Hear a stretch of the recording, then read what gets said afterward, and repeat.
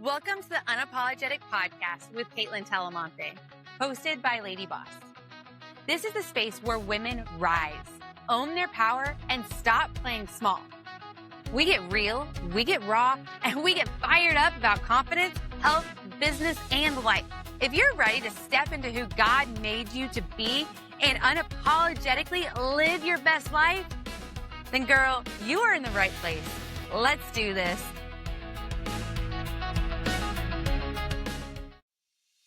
This is what unapologetic looks like. This is my era. I'm walking boldly in my purpose. I'm done dimming my light. I'm done playing small. God didn't create me to blend in. I'm not for everyone, and that's okay. The old me was surviving.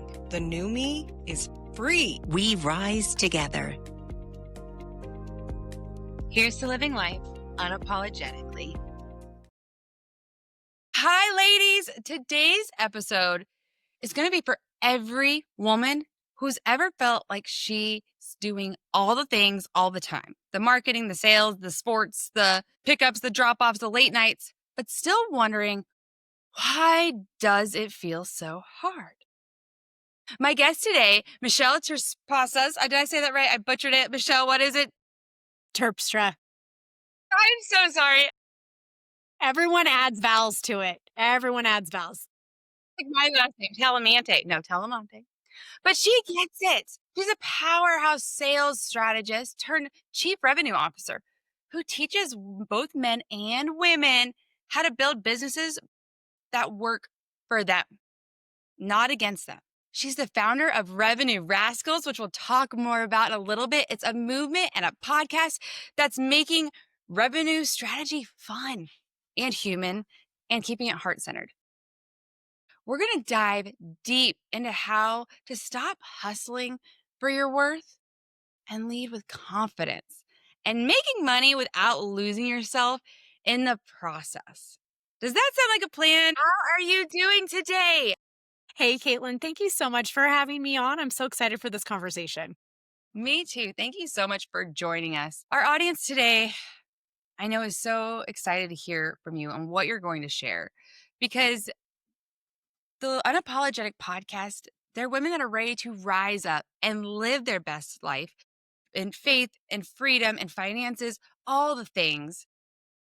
And I know we're going to challenge them a little bit because there's a word that I mentioned to you before we hit record, and that word is sales. And that word tends to make us feel a little slimy and iffy. And so I'm really excited to dive into that topic and really challenge the way not only my audience, but also myself, think about sales and how to really think about the larger picture and opportunities in life. Awesome. I can't wait to talk about it all.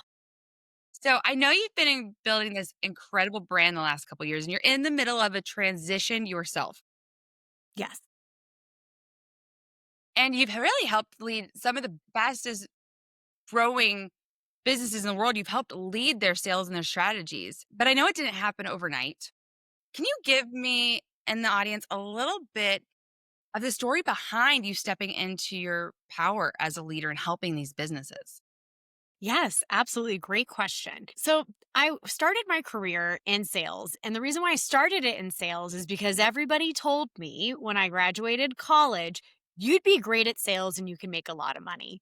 And I was like, oh, that sounds good. And then I looked at like the types of jobs and the things that I could sell. And I'm like, oh my gosh, this is so fun. I can't wait to jump in. And so that is what I did straight out of college. And I remember my dad asking me when I was in college, because I have a degree in communication from UC Santa Barbara. And he asked me why I chose it in college. I said, well, I'm learning organizational communication, negotiation, influence, persuasion, all the academia behind it. And I was like, Dad, I know I'm going to use this in life. Like, who would never use this, right? And as I reflect on the last 20 something years since I've had that conversation with my dad, is that is exactly what I've gone and done.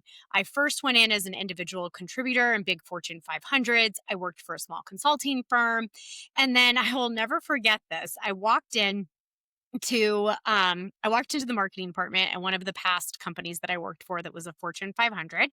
And I said, hey, I think I know what the missing link is. I'd like to create a sales enablement department for the organization to help marry marketing and sales, because that's the piece that goes in the middle, so that more people can sell. There was like a turnover of the really, really successful, like older generation of sales reps in that business. And all these new ones were coming up, and we weren't going to sell the same way. And we needed enablement.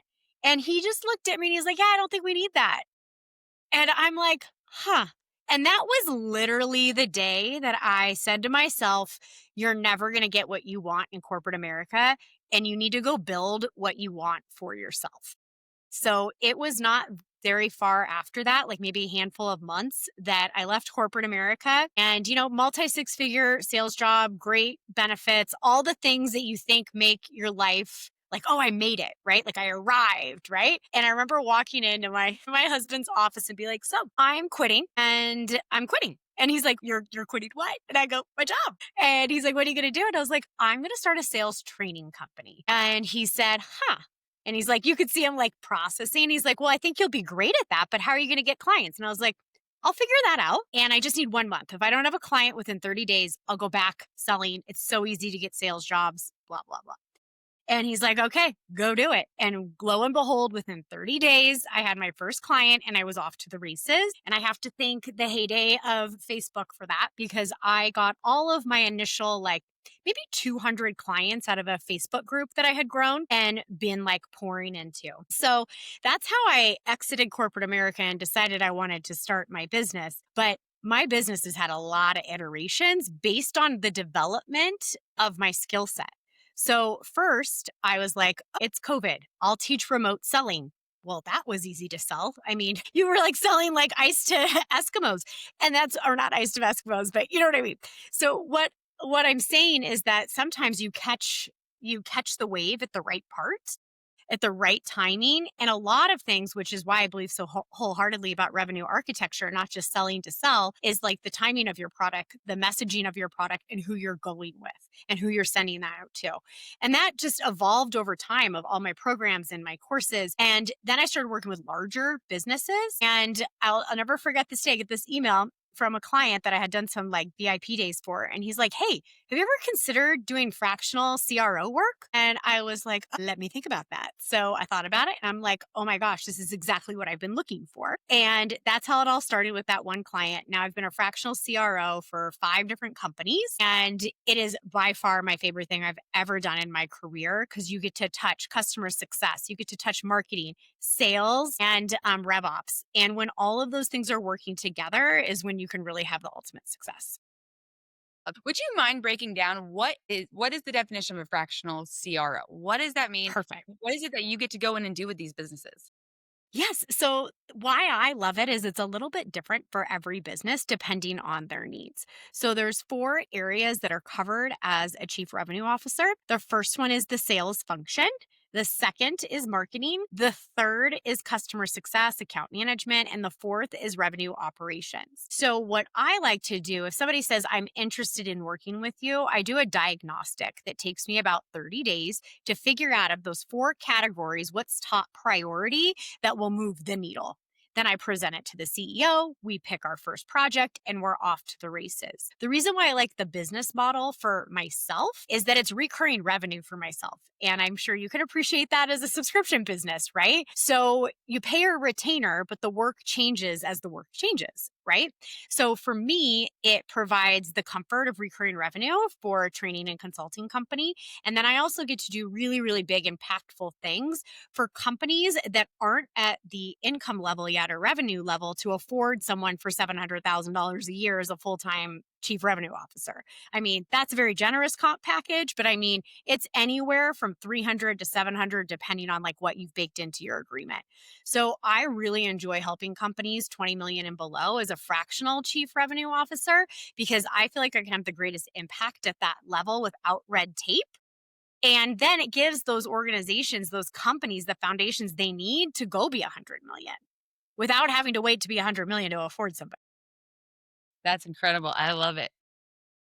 So you mentioned that you just up and quit your corporate job. That is crazy. Would you say that you felt like Like, that was like, you had to? Like, would you have launched into this new chapter next chapter of life if you were, like, 1 foot in and 1 foot out? No. And I just know that about myself. I'm like an all in person. I mean, it's really responsible to do it the other way, where you do 1 foot in and 1 1 foot foot out. out. But I just know for myself that that just wouldn't work. So I just knew if I go all in, and I'm also time motivated. I forget who said this, but it's like whatever restraint on time you put is when it'll be completed. Right. Mhm. So, like, if you say, I'm going to give myself 6 months to launch this podcast, it will take you 6 months. If you say 3 months, it will take you 3 months. Like, that is just the law of time. So, when I left, I made it 30 days going to have a client. So I didn't mess around with logos, branding, website, all this other stuff that like would hold me back from getting that first client. I just poured into my Facebook group, networked like crazy. I left my house to find people, if you can believe that, and got my first client. So That's awesome. Love that because you weren't 1 foot in the water, 1 foot out, you're all in. You didn't have it all together. It wasn't like you were waiting for everything to be perfect before you mm, launched. You did it messy, crazy, no nothing really prepared. You just went for it and you found your yep. first client. You did it. Yep. I mean, it was definitely just shooting from the hip. And I knew I was really good at what I did. So I felt confidently communicating that. And I just worked my network. And that's how it all started. Love it. I want to make sure the ladies listening hear this. Like, is your skill set a CRO, sales, things like that? Maybe not.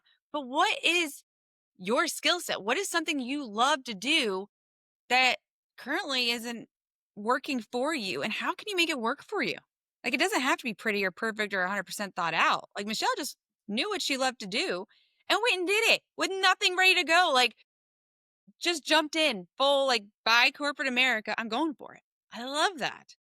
Yeah, and I I was think that you can apply it. You can apply it to really anything. But I think what it really ties back to, Kaitlyn, is your belief in yourself, your confidence, and also your support system that's around you. So maybe you're not married, but it sure did help that, my husband was like, I got your back financially. We're fine. Like, we're not going to go do all the fancy things while you figure this out, but like, we're going to be okay. And it doesn't have to be necessarily financial support. It can be a community. Like, you've built an incredible community for LadyBoss. And like, I think that's why it works so well is because people are being supported by others that want the same things. So it's really mission critical to have the people around you that are going to, let me see, not force is the wrong word. They're not going to accept anything other than your best. And that is who I am surrounded by. And if you're not that person, we're just not friends. So it's just kind of how it is. It is so true, and I'm a firm sayer, and it's like you said, the Lady Boss community is amazing, and it is a group of women here to support and encourage and challenge each other. And that is why it's so successful. And sometimes it's not your kids or your spouse or your grandmom or your dad or your aunt or your uncle or your best friends because they don't understand what drives you. They don't understand your why or why you're on the mission. It's like husbands. Okay, I want to lose 20 pounds. And the husband's like, well, I like my fried chicken for dinner. And so they're like, I don't know why we're doing this. Well, because I over here know I need to feel better. I want to feel better. I want to love myself. I want to love the way my clothes fit my body. So that's my why. Where the Mhm. husband's like, well, I'm fine. I want my fried chicken. Right. And so they're not going to be your biggest hype person. It's not saying they don't love you per se. That's not what they're saying at all. They just don't understand why this is the path you're taking, right? And so making sure you surround yourself, whether it's direct family, which is not always them, or a community like Mhm. the Lady Boss community, like the Revenue Rascals that you're building, surrounding yourself in a community of people that are on that path that you have a passion for is so huge, so mission critical, as you said. Yeah, and it has to come from inside first. I truly, truly believe that. And, specifically to sales skills, when somebody would come to me and either wants to improve their sales skills or they just, like you had said in the opening, just they're allergic to sales, they feel salesy, all of these different things, you build your confidence around selling by doing. And I believe that applies to every single thing in your life: parenting, weight loss, personal development, business, career, anything. So if you don't just start doing, so for example, you do that first sales call, you get a no, and maybe you're even embarrassed. Maybe it was horrible. Who knows, right? But you throw in the transcript into Chat GPT and you say, where could I improve? What can I do better? What does this tell me? And in 45 seconds, you have feedback from a pretty nice bot, because they are pretty nice if you're nice to them, to give you, some feedback, right? And you can even go a step further. Like, I have so many free resources out there. You can use my frameworks and submit my framework with the actual prompt in the Chat GPT to get some feedback to align it with a heart-centered sales strategy. I'm just talking about this because it goes for everything. Like, you don't know if you can lose weight or if you can run that, or if you could run the marathon, both of which I've done, until you start doing and building your confidence through some micro failures. And I always say that failures or no's inform the next success or yes. That. I've heard you say in our conversation that you love to help people stop doing everything and really start thinking like leaders of their life and of their business. Can we talk what that really looks like?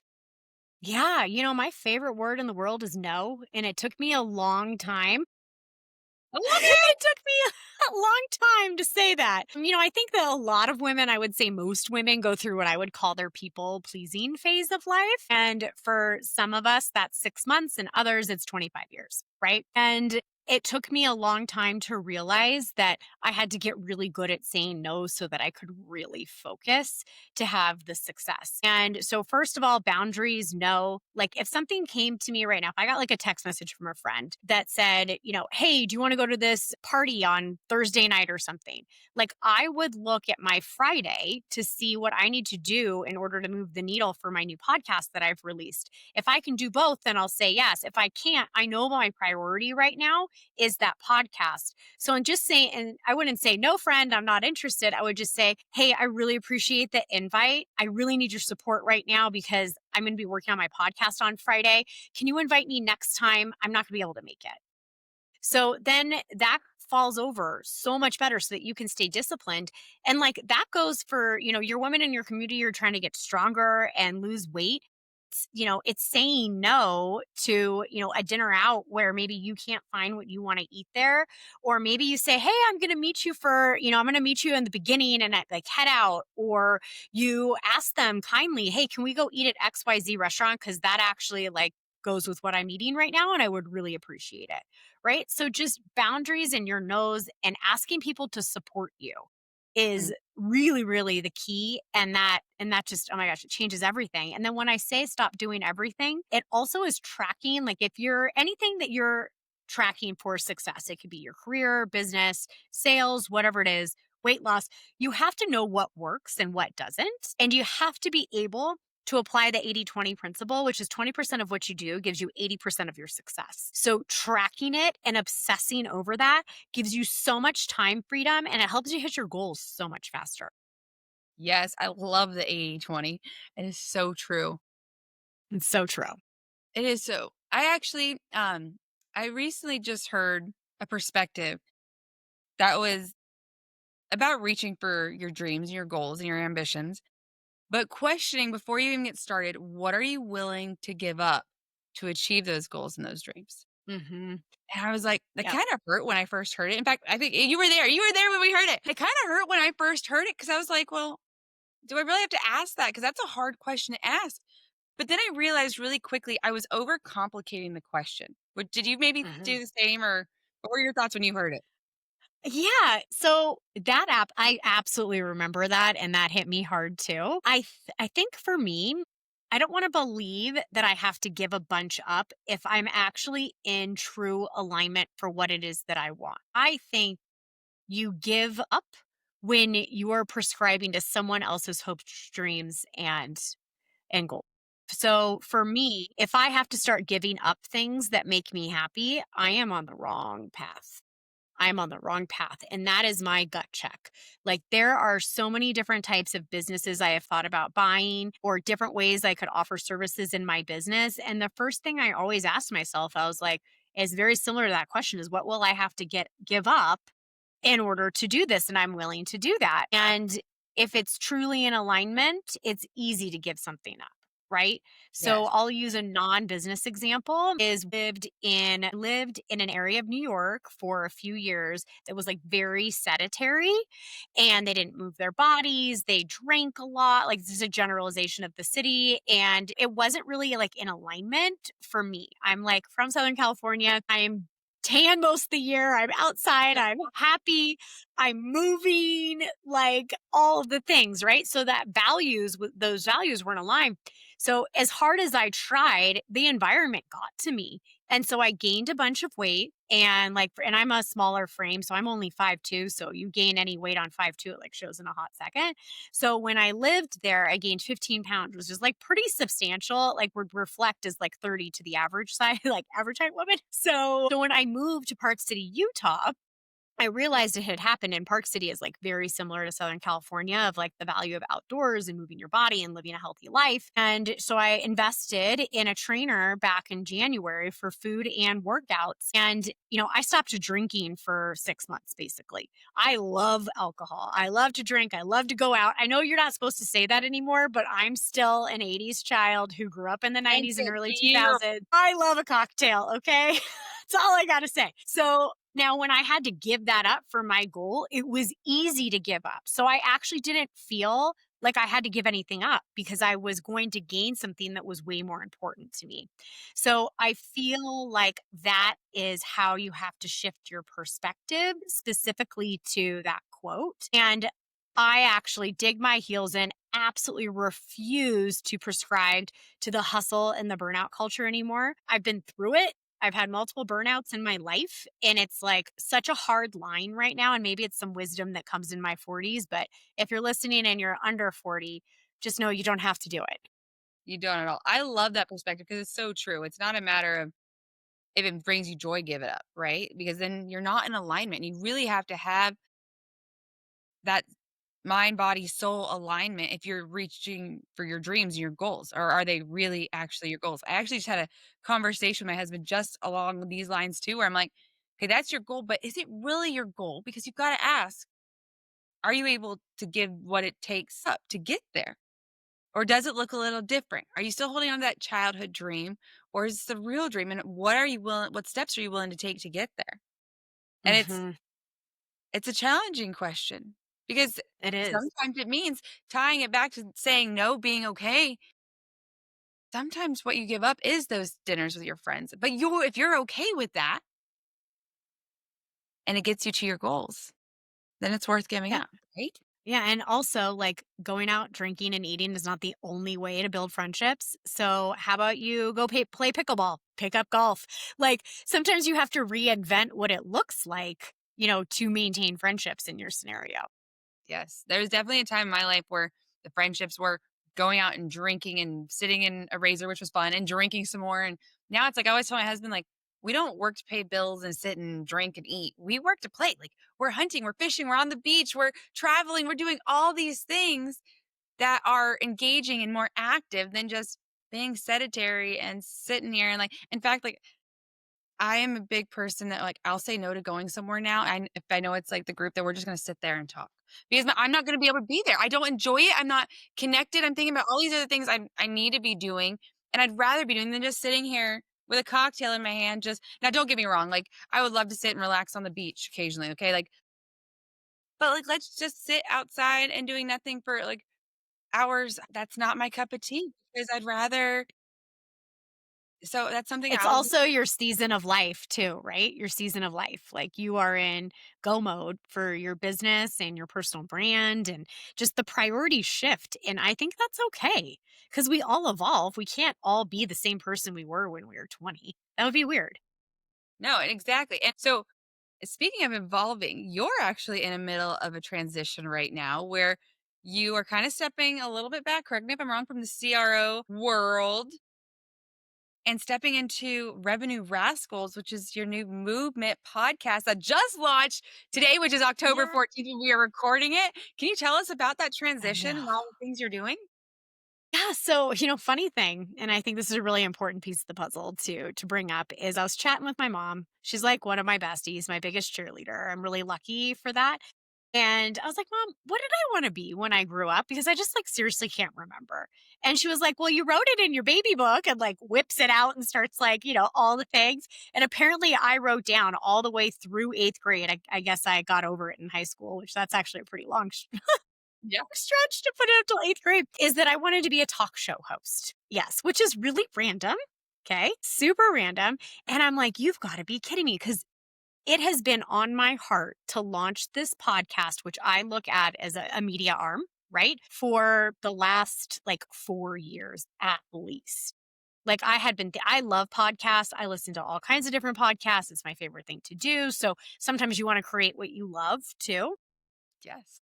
But what really got me and what made me want to basically ungate all of the strategies that people usually charge me six figures for on this podcast, or that I charge them six figures for, is I had this moment where I'm like, why am I charging all of the businesses right now, like the smaller businesses, to get this information? If I could just put it out there into the world and have sponsors pay for my podcast, that seems like the best capitalist thing I've ever heard of in my life, right? The ones who are established can pay for it. The access to the information goes to those smaller companies. So that was one thing that was on my heart, because I have never gone into a business where I wasn't like, wow, this is going to take a hot minute, right? Like every business has something that needs to be improved on. So my like prayer and hope for the podcast is that business owners, revenue leaders, entrepreneurs, they like study it. They say, "Hey, did you listen to episode 22? I'll send it to you. You should listen to that," right? So I envisioned it that way on purpose. And then also I realized that if I just keep being a fractional CRO, or maybe I was to take on like a full-time role as a CRO, that really limits my exposure and my ability to help people. Right. And so I'm not going to stop acting as a fractional CRO. I'll keep like a very limited client roster on that so I can double down on Revenue Rascals. But really, where my heart is right now is teaching other sales and growth experts how to do exactly what I do as a fractional CRO. Because if I can multiply myself, then and I have the media arm, like, Mm. I mean, I can die a happy woman. Like, I'm just like, I did it. Like, everybody got what they needed, and I was able to make a really, really big difference. And I'm not like a morbid person, but I do think about my death in like a positive way. And so I know it's kind of like a weird way to go on this, Period. but I already wrote exactly how I want my funeral to be, and I documented it, and I have people assigned to executing things. Hopefully they outlive me. If not, there's backup. Actually did that. And I want it to be this big celebratory party. I want it to be this huge party on the beach. I want people to be like, wow, I remember when we were struggling to get over 10 million, and I remember what Michelle did for us. Or, hey, I remember I really wanted to start that business and I was so scared. And I remember Michelle just, making me feel like I could do it. Or, even when Michelle was busy with work, when I had a personal problem, she showed up. Like, I want that to be celebrated at that party. And so that's why I shifted from just concentrating on selling services and training, like underneath my original arm of the Startup Sales Leadership Institute, is Revenue Rascals is out there now with the capability of having a much bigger move. I love that in so many ways because first and foremost, like, yeah, we're not guaranteed tomorrow, right? We're guaranteed now and doing the best. And that's something with unapologetic and the rebrand we've done this season is like, I am here to help empower women to rise, to really stop playing small and find their fire, whether it's, finding their confidence or losing the weight or starting a business, like help them be who God created them to be. And I really love the fact that you touched on what you wanted to be when you were younger. And it gives me goosebumps because when I was younger, I wanted to be a singer. And I had a song. It was a Christian song by a band called Delirious. It was shout to the north and south, sing to the east and the west. And I look at my life now and the podcast and all the things I'm doing with LadyBoss, and I'm like, I'm not on stage singing, but I'm on stage shouting to the north or east and the west like I'm supposed to be doing. Like our vision shifted and changed. You're not a talk show host, but you are a talk show host. I'm not a singer, but I am a singer. And it's like the bigger purpose for our lives, like we knew when we were younger without knowing when we were younger. Like, isn't that wild? Yeah. I mean, it's crazy. And I feel really blessed that I've had the opportunity to actually chase my dreams. And it took so much work and effort, but it was worth every single ounce. Yes, it is, especially once you start stepping into that purpose and living that fulfilling life. So the It makes show, all the as you difference. know, is called Unapologetic for a reason because we talk about owning who you are and walking in your God-given purpose. And Hmm. so many women, money is still a hard topic. I know even for me, I've battled the money topic. How do you help people who have the perspective of guilt and fear around money and selling themselves or their product? Yeah, that is a really, really great question. And so I actually have a theory that I can't prove, but I can prove because I've talked to so many people. Okay. Ready for it. And that is, yeah, yeah. So there's something called tiny traumas. That's a psychology word. Now, I had no idea psychologists use this. I thought I made it up, but I didn't. So I guess nothing's an original idea, but tiny trauma. Okay.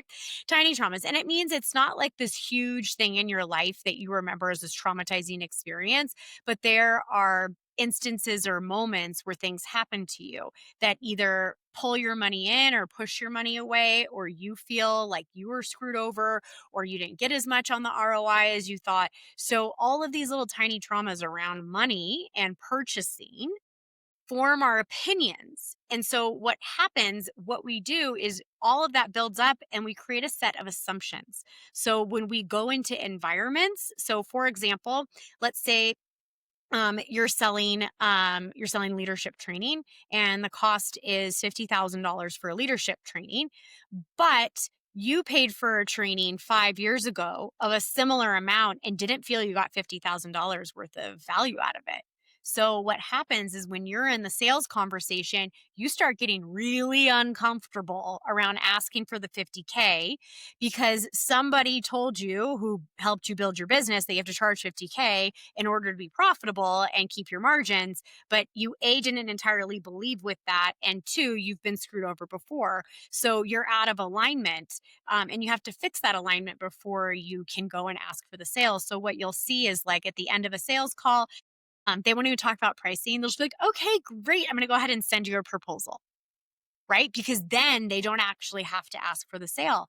And I have seen I'm a big buyer. I buy all kinds of stuff. I've been in masterminds, programs, all the things, right? And I have been sold to by some of the biggest powerhouses probably in the industry. And I would say 70% of them will not talk about pricing in this environment when they can look you in the eye. They send it to you. And I started noticing this pattern and I was right. Once I got, really close with those people, they absolutely had tiny traumas like around their relationship with money and experiences and purchases. So once you understand all of these things are building your assumptions, you can literally write them all down and start to replace them with a different thought. And so, for example, it could be $50,000 is too much money for leadership training. There's no way we can get the worth or the value. Replacement thought, it's just $50,000 and my plan is to retain the top 3 leaders in the organization, and if they have to replace those, they're going to pay $300,000 in recruiting fees. I'm giving Mhm. them a steal. Yes. Right? And now you start to reprocess. So, and I've seen this a lot, like especially in the online coaching space, where women who have never had businesses before, who were maybe making $30, $40 an hour doing some kind of job, and then a coach comes in and says, great, you're an expert and you're going to go charge 50K or 20K or whatever it is. And there's such massive misalignment in that. So I always say, you have to prove it to yourself, just like I said with confidence. So start with a $5,000 offer, sell it, over deliver. 10,000, sell it, over deliver. And it goes for anything that you do in life. Like you can't go from 0 to a million overnight unless you're got some crazy strategy. I don't Crazy, know. crazy. So let me know if you can do that in 24 hours. I'd love to know. So you have to like start stacking your milestones, right? And when you stack your milestones and you achieve them, you get very confident. Yes. So with LadyBoss, we have what we call the 4, and it's working on your state, your shape, sparkle, and success. And the success is all about your goals. And we talk about small goals, big goals, and your big, scary, hairy, God sized, audacious goals. And that's exactly what you're Mhm. talking about with the goals. but with finances. And it's wild because I want the ladies to see like it all connects. It's like those God-sized goals are God-sized goals because right now you laugh like that's not possible. I'm not going to be a singer on stage. But as you stack those big goals, as you prove it to yourself, that God-sized, big, scary, hairy, audacious goal actually becomes a reality. Just Yeah, like and it, Kaitlyn, you could throw an event and sing on your own stage. I So probably there. will. I'll sing on this podcast from time to time. To hear that. Yes, I love the idea. Ladies, it's really about changing that perspective. It's like I hear way too often, it drives me nuts, but it's the mindset. $55 for a bag of protein is too expensive. Well, there's 30 servings in there. It's under $2 a serving. I don't know about you, Michelle, but I'll go spend $5 to $7 for a coffee real quick. A Mhm. quick meal that I'm running late on, so I end up in the drive-through. And now I'm spending hundreds of dollars a month and not $50 a month on something that's healthy and fuels my body. Or I'll struggle sometimes with buying a course that's 500 or maybe $15,000. But in reality, yeah, it's 500 or $15,000 or maybe it's $100,000 offer you're looking at buying, but it could make me double that, triple that, quadruple that in the skill set I'll learn. How much money have we dump in the college system and did it pay off? It sounds like for you, the college system paid off for you quite a bit, didn't it? Or no? Yeah, I loved my college experience and I wouldn't give it back. I was a sorority girl, Pi Phis, if anybody's listening. Like, I absolutely loved it. But, like, unfortunately, I don't think it's the same thing it was when 20 years ago when I went to college. And, we're like in our home, we're not expecting our kids to go to college. Like, we think there's a lot of different paths. If they want to go and it makes sense, great. But if they don't, like, I'm like, my son needs to be standing up, walking, working with his hands. Not being in a class. He he is best suited for a trade school and 2 years of business school at a community college, and he can be a welder, electrician, and own an incredibly lucrative AI resistant business. And he won't start his life out with $100,000 in debt or dad and I having $100,000 less in our pocket. Mhm. Yeah. No, and, like, if you're gonna spend the money, like you said, either if you have to go to school for that skill set, then go to the school and find a school that specializes in it. Otherwise, go find a course or something that is your passion. You don't need to go to college to Mhm. learn real estate if real estate investing is your passion. You don't have to go to college to necessarily learn CRO work if CRO work's your passion. Go find a course or a Michelle that's happy to give you all the Come resources. hang out. Yeah, it's huge. And like I think it goes for any goal you have. Any goal. And one thing I love to say is that motivation does absolutely nothing for you. Discipline is where the change is. And Yes. I think Because it's extremely profound. motivation That's fails why if you you have the Yep. discipline. You have to tie it to habits and build it in your routine. 100%. And like when I redid all of my professional branding photos for Revenue Rascals, I was at like I had lost all the weight. I'm super strong. I can actually see the muscles in my legs and my glutes now. And I'm like, oh my God, this is amazing. I'm like, I'm wearing sexy outfits for this shoot. Like I was so excited. I was like, I'm not covering this up, right? I worked so hard for this. And but I also loved that was the sub story to the photos of the relaunch of Revenue Rascals because it is a movement. I want people who are listening right now, maybe you're a sales or growth expert, you're like, oh, I'm so curious about this. The really cool thing about this is you're not a corporate, like you're not a corporate cog in the wheel. You get to show up in your cool outfits, like your fun branding. You get to bring life to organizations. And like, I mean, I remember I used to have to wear nylons to work. Like, that's how old I Mm. am. Like, if you wore a skirt, you had to wear nylons underneath. And I'm like, what the heck? And now I'm like, cool, I'm wearing a mini skirt with That's no right. nylons. Yeah, exactly. And I want my daughter to see it too. Like, oh, mom's in her 40s and she's still confident AF and she's going out there and doing this thing. And like, look at how my dad looks at her. Like, he's so proud of her. Like, these are important messages. And I also strongly feel like I don't know what your magic number is for weight. You don't know what mine is. Like, I actually am more around like the strength and the way that my clothes fit, like after losing the initial weight. But for me, if I'm not at my peak physical condition, then I'm not peak in my head. And then Mhm. I'm not peak anywhere in my life. So for me, I know my physical fitness is the foundation for all joy in my entire life, and nothing will get in that way. Oh, I love that. You've set those boundaries. You've said no to, like, make that a priority for you. For me, Yes. if you know a little bit about my journey, I use the 80-20 rule, and 80% was nutrition, 20% was fitness and how I moved my body. So this is the first time I've gone through a weight loss journey where I didn't spend a lot of time in the gym. I enjoy it, don't make a lot of time for it, but I do make time for how I fuel my body, making sure I get those nutrients in. And that's what works for me. And it's been great. Mhm. You just have to find what works for you and those non-negotiables so you can show up in your peak fitness area, whether it's Yeah. I mean, fitness. everybody is so different. Yes, and then you rock it with the confidence, and you keep going. I saw those outfits when Keep saw going. you in person. Heck Yeah, yeah.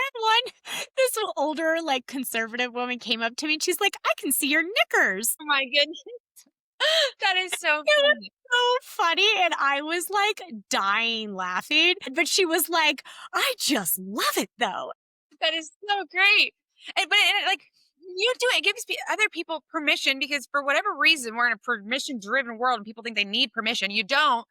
To do something like that. And it's all about us setting examples for those around us, our spouses, our kids. Like, I have 2 boys, and so sometimes they're like, "Come on, mom, really?" But I love watching my kids show up more confidently because they see it. Or even, like, my oldest is a teenager, and he's in high school, and so he's got all the girl problems, and he's had girls come to him with their problems where they're like, "Oh, I'm gonna skip a meal," or, "I'm not doing this because 'cause I'm fat," and for the record, no, they're not. They're beautiful, but, like, that's what they believe about themselves, and my teenager will be like, "Look, this is my mom. This is her before and after, like, learn to love," like, he gives them the whole pep talk, and I'm like, "That right there, that's changing the generation your generational tree, and for the better and for the good that the world needs."